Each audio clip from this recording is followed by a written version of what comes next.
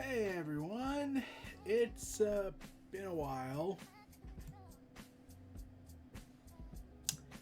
Yeah. So, yeah, I haven't talked about AEW for a minute, and the situation that happened at All Out, that kind of wrecked everything. I might make a video about that one day. I can't bring myself to talk about that event as much as I had my thumbnails ready for this. I had matches ready to talk about. Then Punk went ahead and ran his mouth and hell broke loose and Tribalists danced because, of course, the evil AEW went ahead and had the gall to exist. And it made me want to quit Twitter again. Not since the Speaking Out movement week that I had wanted the urge to leave. And I almost did this time for good. Heck, I even wanted to just stop doing YouTube for a little while. And I took a break from the wrestling side. I did some podcast work. I just haven't committed myself to doing another run with the AEW. I did a WWE video for NXT since we're in the Triple H era. But it's time to get back to a little bit of things, slowly but surely. Jon Moxley took on Bryan Danielson. He is Bryan Danielson at AEW Dynamite Grand Slam 2022 for the Tournament of Champions due to the fact that Punk is an imbecile and decided to ruin his reputation more so by having to be forced relinquished of the AEW title due to, well, his stupidity and fighting with the Elite. And from what the testimonials we've been getting from reports so far, we're still waiting for the full investigation to be completed on that. But it does look like, yeah, Punk is screwed unless someone can pull a miracle out of their ass. So, yeah, they had this big tournament. Moxley, Bryan advanced to the finals, and voila, we're at the main event. Bryan and Moxley 2. Unless you want to count the Dean Ambrose and Daniel Bryan feuds in the past, then no, that doesn't count according to AEW. Yeah, but though technically this would be 3 since they did fight before WWE back in the olden days. When things were much more simpler. Very. But yeah. I kept thinking, heading into this match, they're not going to put the belt on Moxley. I get why I'm like, because I kept on the assumption that due to the fact he kept winning the title over and over and the belt's kind of cursed for the moment, they would give it to Bryan to have a run with, and like, oh, it's Bryan, we can trust him, he's one of the good wrestlers, and plus Moxley and Jericho, they've been trying to captain the ship, trying to revive the locker room morale. And props to them. They are trying to reinvigorate the locker room in the post-incident. And the Young Bucks are still seen okay. Like, they're passive-aggressive at best, as it was reportedly described. And Kenny Omega as well. Kenny Omega. So, yeah. Moxley and Bryan went at it in the finals. Then the main event of Grand Slam as MJF watched with his chip. And earlier in the day, they announced, yeah, MJF can cash in that chip at any sanctioned event. So you immediately think they're going to cash it, he's going to chip it in, and he's just chipping in. Oh my God, he's chipping in, and whatnot. And pull a Seth Rollins moment. That doesn't happen. I'm surprised they had that restraint, and this could have been their get out of jail free card. Give MJF the belt now, and we don't have to have Moxley or Bryan hold it. We don't have to have this internal crisis. We finally give MJF the belt. He gets the run, and then we have Eddie Kingston kick his ass next year. Still hoping for that. So Mox and Bryan go at it for nearly 20 minutes. In epic brawling technicality, violence, technical violence personified, TVP, still going with that. Luckily, surprisingly, there's lack of blood.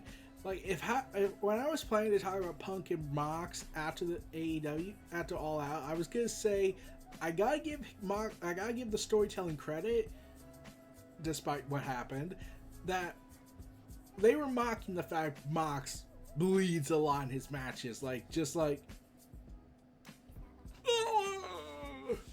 and he's bleeding profusely everywhere. He doesn't bleed in that match. Punk's the one that's bleeding like a faucet broke off. So I thought that was an interesting detail to go with. Sadly, then the event happened, and we all know what hell broke loose. So they were like, let's be real, Grand Slam for many people can be considered AEW All Out's do-over. Like, okay, we screwed up this, we can do this, we can fix this. Like, we were already gonna do Grand Slam, but like, this is our get out of jail free card where we can still say the events that happen All Out are still mattering, but really this was the better show in that regard. And plus it's a 2-night event technically. And it's free, so props to that. So, yeah. This time Bryan and Mox don't bleed, though Bryan does wear bloody tights. Like his wrestling gear has a blood smatter effect on his tights. Oh, and by the way, someone pointed this out on Twitter. Today was the 1-year anniversary of when Bryan did the infamous "Apple is tree sperm" comment, the birth of the horny Bryan. God damn it. At least I get why WWE had to censor him at times, because they were like, look, Bryan, I know you have a problem with sexual desires, but you have to stop being horny. And Bryan would probably be like, I want to be more horny. Can I bleed? No. Okay, then I'll go somewhere else where they'll let me bleed buckets. And now he has a blood fetish. In fact, I'm pretty sure Himiko could probably get along with him in My Hero Academia, so props to that. But, yeah. Naruto. But, yeah. Bryan and Moxley do not bleed, much to Bryan's sadness and disappointment in himself, probably realizing he cannot get off like he had hoped. Oh, and he lost the match, so Moxley's now a 3-time AEW World Champion, unless you count his interim as his 4th one. So, woo! Here's the thing about this. The match is phenomenally great. Technically sound. It has everything you want in technical wrestling. Like, Mox is like, I can play at your game of technical wrestling, but I prefer my brutish style, my brawling buddies. Oh, and he did a curb stomp, homaging to Seth frickin' Rollins. I'm pretty sure Seth's gonna secretly tweet about that.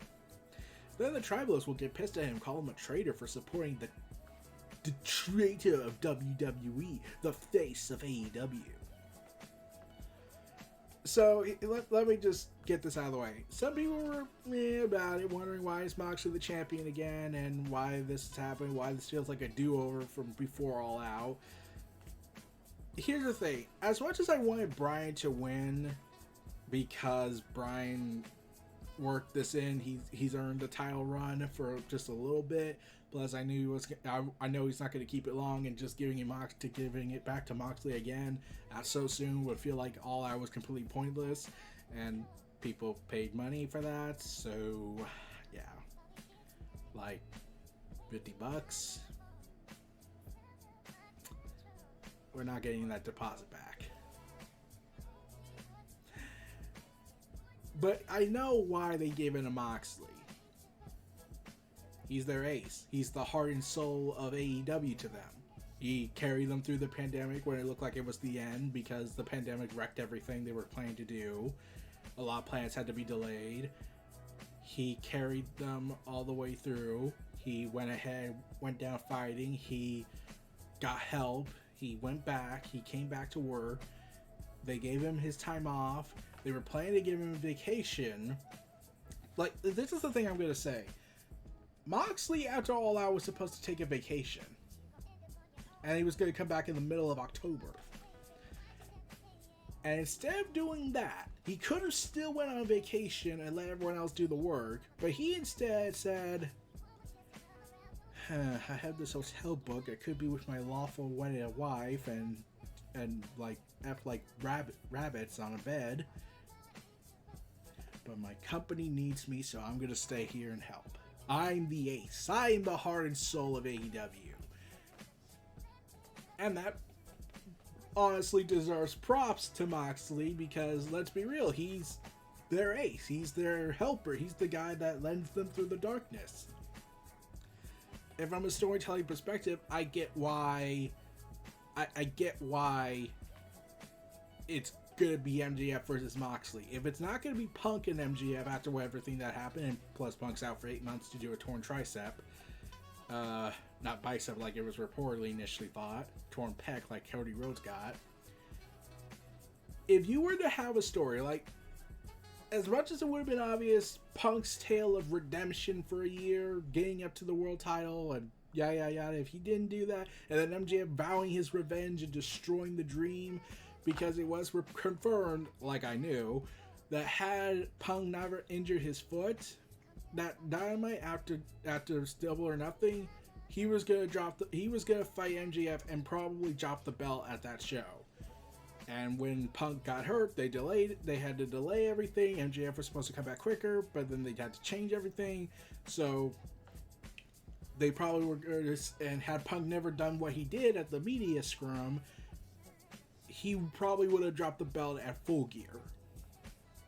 Or Grand Slam even, considering MJF had the chip. So, Punk, you just threw that storytelling circle pattern we had going for this out the window. So congrats, man, you screwed up big time. You let the fans down because people spread rumors or something. I don't know, but like, if you have a grievance, like, just go backstage and handle it before airing it out publicly. And like, Sasha and Naomi haven't said anything, and we understood why. As far as we were told, all the sources indicated, yeah, they were promised this and this and this. They got broken promises every single time. Sasha and Naomi just had enough. Whereas Punk is like, okay, so I'm kind of pissed off. I'm kind of jaded. I'm pissing everyone off in the locker room. So I'm going to just set off a bomb here and just go to town with it. And put everyone in a difficult position. Mox, Jericho, and Bryan has to come in and be the new leaders of the locker room, to be the new trinity of AEW, which kind of makes sense. Now I certainly want a comic crossover of AEW and DC, and having Mox, Bryan, and Jericho crossing with Superman, Batman, and Wonder Woman. And then someone could have just, and then they probably would have written in a shot scene saying, hey, a Punk could have been in this. With Batman, since he liked to compare himself more to Batman than ever. But, yeah. So, I get why they gave the belt to Mox, especially since he's the heart and soul of AEW, and there's this kid, MJF, who's threatening to take everything away, destroy AEW, extort to AEW, in storyline continuity terms. I don't know about real life in terms of the whole contract deal he had, where he didn't get an extension, even though that was honestly should have been the result, but still. MJF is the guy that said, I held that company hostage. I was the biggest demo number on the show. I got the most viewership every time I was on TV. I'm gonna hold you guys hostage. Moxley? Oh, I'm gonna take time off, recover, come back, wrestle, kick ass, and take names, and work other promotions as well, because I'm kind of insane, mostly GCW. And then I'm gonna take my vacation. Oh wait, god damn it, I'm going back to work. Sorry, Renee, we gotta plan another time. I got a company to save. So, yeah, that's the story they're going for. Moxley's the hero of AEW. He's the hero of the story. He's the heart and soul of AEW. He is AEW's ace, taking on the devil of wrestling, MJF. The new Punk kid who's trying to a little too far if you think about it, emulate his idol, his hero, CM Punk, becoming the jaded villain that he always saw himself as. So yeah, I get that why that's the story, and it makes all the sense in the world. Bryan being champion would have been alright, would have been good, but the story for Mox and MJF is much stronger than MJF versus Bryan. Don't worry, I think Bryan has said he has no desire to be the top guy in AEW. He's just there to put people over and make them look awesome. Oh, and bleed tons and tons of buckets and have his horny moments. I'm not letting that go. So yeah, I get that part. And Bryan is the guy that's like, okay, I know you guys want to give me the world title, but can we give it to this guy? I like this kid. Heck, this is what I said. I said if you had, when Jericho and Bryan were going to fight all out, I was like, oh god, you're having two of the mostly humble wrestlers that's not Terry Funk come in and try and fight each other. It's like, who do you put over? And I was gonna do a spliced in clip of JonTron, the Flexing 2 video where they go, dude, you're number one. No, you're number one. No, you're number one. No, you're number one. No, you are number one. No, motherfucker, you're number one. I will tell you. And whatnot. And it's like that would be the vibe I get with Jericho and Bryan, because it's like they want the other to win and they don't know where to go. So, yeah.